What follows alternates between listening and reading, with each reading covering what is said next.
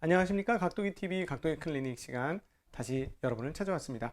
여러분이 열띠게 성원해 주셔서 덕분에 이렇게 또 찾아올 수 있게 되었습니다. 자, 오늘 사연을 주신 분은 부천에 사시는 42세의 구독자 찰리님입니다. 항상 많은 도움 주시는 각도기님께 진심으로 감사드립니다. 저는 2018년 3월 말에 6년간 부은 적금 3천만 원 만기였습니다. 이 3천만 원을 어떻게 할까 하고 고민하고 있던 중 4월 중순에 남북 정상회담을 하더군요.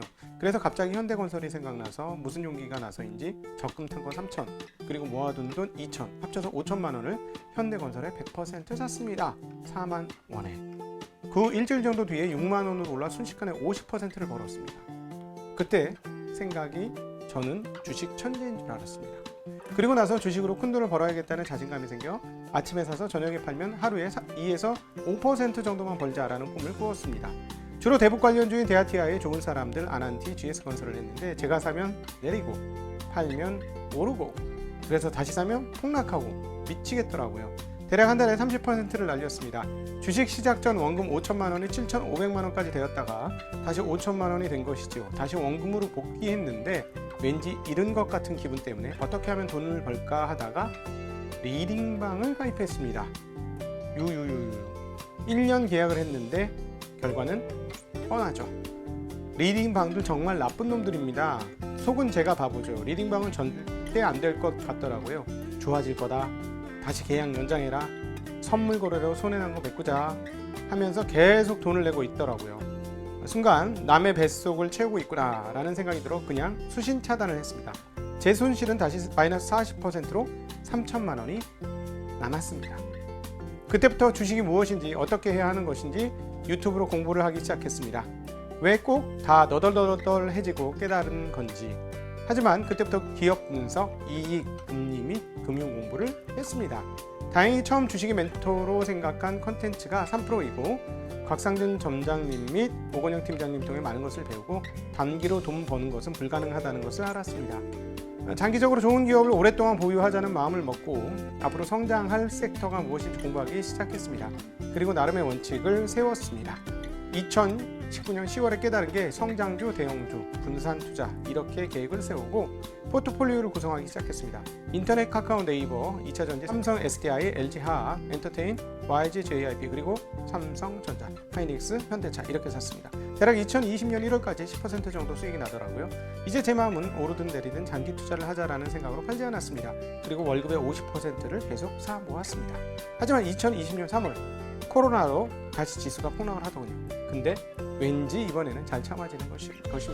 코스피 1460대 제 수익률이 대략 30% 마이너스 30% 정도 의외로 많이 안 빠지더라고요. 그리고 지금까지 그러한 생각을 유지하면서 일부 포트 변경을 하면서 투자하고 있습니다. 다행히 현재 수익률은 300%가 넘어 1억이 넘게 되었습니다. 이제 앞으로가 문제인데요. 현재까지는 우여곡절이 있었지만 투자를 괜찮게 했다라는 생각을 하는데 앞으로도 쭉 수익 날 수 있도록 각도님 시간 잘 듣도록 하겠습니다. 건강하시고 잘 부탁드립니다. 사연은 그래도 해피엔딩입니다. 아직까지는. 그래서 300%까지 수익이 나셨으니까요. 너무너무 훌륭한 것 같습니다. 박수를 드리도록 하겠습니다. 네. 오늘 이분의 내용을 보면서 이분이 어떻게 여기까지 오게 됐는지 한번 하나하나 체크해 보도록 하죠. 일단 이제 첫 번째 적금 탄 것과 그 다음에 가지고 있었던 돈 5천만 원도 현대건설 100%를 샀다고 하셨어요. 그래서 순식간에 50% 올라서 주식 천재라는 생각을 하셨다고 하는데요.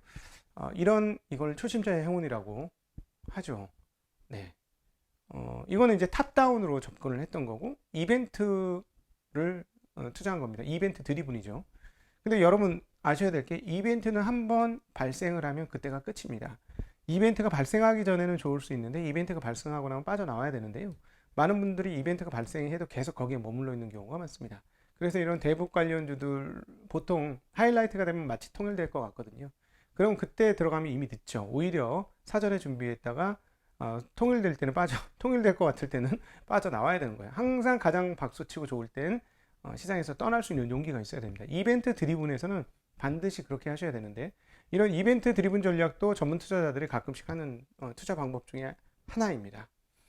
그런데 여러분 이렇게 마음이 휘둘릴 가능성이 초보자들은 많기 때문에 개인적으로 이벤트 드리븐까지 하라는 말씀은 사실 못 드리겠습니다.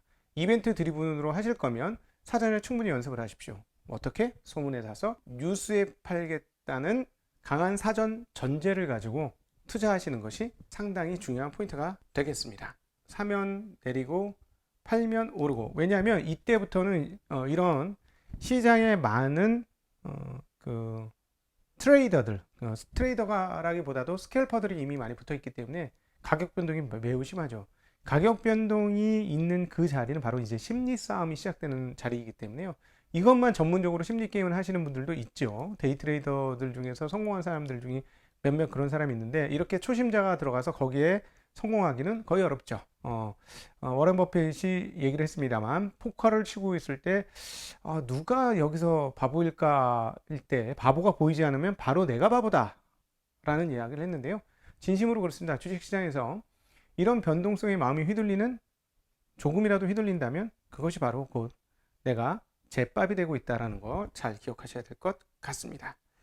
네, 그리고 리딩방 가입을 하셨는데 그래도 뭐 손해 많이 나셨는데요. 이렇게 이 리딩방에 들어가는 이유가 뭘까요? 빨리 돈 벌고 싶은 마음 때문에 그렇습니다. 제가 계속해서 말씀드리지만 빨리 돈 벌고 싶은 마음이 화를 부릅니다. 그 단기적으로 큰 부자 되고 싶다는 욕심은 당연히 있죠. 그리고 단기적으로 성공하고 싶죠. 근데 그게 복권 심리입니다. 복권 심리로는 돌아오는 게 없습니다. 주식 투자가 무엇입니까, 여러분? 기업의 조각을 사는 거예요. 기업 투자예요. 기업을 여러분이 한다고 생각해 보세요. 하루아침에 돈이 벌릴까요? 그렇지는 않습니다. 기업을 운영하시면 상당한 시간이 걸리거든요. 주식도 똑같습니다. 그 마음으로 하셔야 되는데요. 너무 조급한 마음을 가지시면, 조급한 마음으로 성공하면 좋은데 매우 높은 확률로 손실을 본다. 제 경험상으로는 거의 대부분 손실을 본다. 그러니까 내가 조급한 마음으로 빨리 돈 벌겠다는 마음이 내 안에 있다면 난 안 된다 라고 생각하시면 됩니다. 이게 정답입니다. 그래서 이런 조급한 마음을 내려놓을 수 있으시는 게 정말 필요하고, 선물해라 옵션해라 얘기하는데요. 선물과 옵션은 막장 중에 막장입니다. 선물과 옵션에 발을 들여놓는 순간 내 인생은 끝났다라고 보시면 됩니다. 이거는 뭐 확정된 사실은 아닙니다만, 저희 어렸을 때는 선물과 옵션 굉장히 거래를 많이 했거든요. 살아남는 사람을 거의 본 적이 없습니다. 실제로 주식을 하다 안 돼서 선물을 하신 분이 있어요. 제가 옛날에 구로 지역에 있는 지점에서 경험했던 경험담 잠시 말씀드리면, 어떤 할아버지가 숏을 했죠. 선물 매도를 했는데 그때 무슨 일이 벌어졌냐면요, 9.11 테러가 났어요. 그래서 자금이 얼마가 됐는지 아십니까? 마지막 배팅이었어요. 매도 배팅을 했는데 9.11 테러가 터진 거예요. 1억이 20억이 되더군요, 하루에. 네, 근데 그분이 그 다음에 어떻게 했을까요? 그 다음에 장이 오를 거라고 예상하고 풀로 상승 배팅을 했습니다. 옵션 상승 배팅, 풀 배팅이에요. 선물 매수, 옵션 상방 매수, 이렇게 하면서 풀 배팅을 하니까요, 하루에 가격이 몇십억씩 올라가더라고요. 그 좋았던 기간이 2주였고 그분은 전국에서 선물 매매가 가장 많은 사람이었고, 이제 이렇게 되면 몇백억도 되겠구나, 단 2달 만에 말이죠. 그렇게 했었는데 그 다음부터 시장이 그분의 생각과 거꾸로 가기 시작했습니다. 결국 그분은 수십억은커녕 자기 본전도 지키지 못하고 회사에는 오히려 마이너스 깡통이 나면서 시장을 떠나게 되었죠. 네, 그런데 많은 사람들이 그럴 겁니다. 왜 거기서 멈추지 못했을까? 여러분이라면 멈출 수 있었을까요? 실제로 멈추지 못합니다. 사실은 돈을 많이 벌더라도 멈출 수 없다면 아무 소용이 없는 건데요. 멈출 수 있는 능력은 차근차근 쌓이는 겁니다. 그래서 절대 조급하셔가지고는 좋은 수익을 낼 수 없다는 점 다시 한번 말씀드리고요. 2019년 10월 달에 대형주 그리고 성장주 분산 투자를 잘 하셨죠. 그러고 나서 코로나를 맞이했는데도 불구하고 잘 참아지더라 라는 말씀을 하셨습니다. 이분이 이제 잘 참아진 것은 뭐냐면, 아예 계획을 가지고 자기가 좋다고 생각하는 것을 샀기 때문에 그렇습니다. 즉 뭐냐면, 중요한 포인트 중에 하나는 주식을 살 때는 내가 이것들이 언제 어떻게 될 때까지 보유하겠다라는 생각을 가지고 하셔야 돼요. 이 부분 굉장히 중요합니다. 저희 같은 전문 투자자들은 가격까지 미리 다 정해놔요. 이 주식을 살 때는 대략 언제 정도까지 보유하면 될 것이다. 물론 이건 트레이딩 전략이고요. 정말 좋은 기업을 만났을 때 미국에서 같은 경우는 굉장히 장기간 또는 영원히 보유해도, 뭐 코카콜라 같은 경우 워런 버핏 계속해서 보유하고 있지 않습니까? 거의 영원히 보유해도 되는 기업들을 사라고는 하는데, 한국 같은 경우는 사이클이 있어서 그렇게는 좀 힘들고요. 그 정도까지 못합니다만 어찌되었건 꽤나 길게 언제까지 들고 있다가 팔 것인지를 생각해 놓고 사신다면 이런 폭락이 와도 견딜 수가 있죠. 그래서 사전에 그 주식을 살 때는 내가 언제 어떻게 하겠다라는 것들을 가지고 가시면 좋겠고, 이분이 한국의 대표 기업들을 사셨어요. 그렇기 때문에 한국이 주식이 폭락을 해도 견딜 수 있었던 것이거든요. 그래서 제가 초심자분들한테 꼭 드리고 싶은 말씀은, 야, 이거 나라가 IMF가 나도 이 회사는 망하지 않겠어 하는 기업 중심으로 매수를 하기를 권해드립니다. 그리고 그 또 하나 추가로 말씀드리면, 이분이 수익을 낼 수 있었던 아주 중요한 포인트 중에 하나는 앞으로 잘 될 기업을 사신 거예요. 여러분도 대형주를 사시더라도 앞으로 잘 될 기업을 사셔야 됩니다. 지금 당장 인기 있는 거 말고요. 앞으로 잘 될 기업을 사셔야만 좋은 결과를 얻을 수 있다는 점 말씀드립니다. 오늘은 뭐 간단하게 이렇게 각도의 클리닉 마치도록 하겠습니다. 함께 해주신 여러분 진심으로 감사드립니다.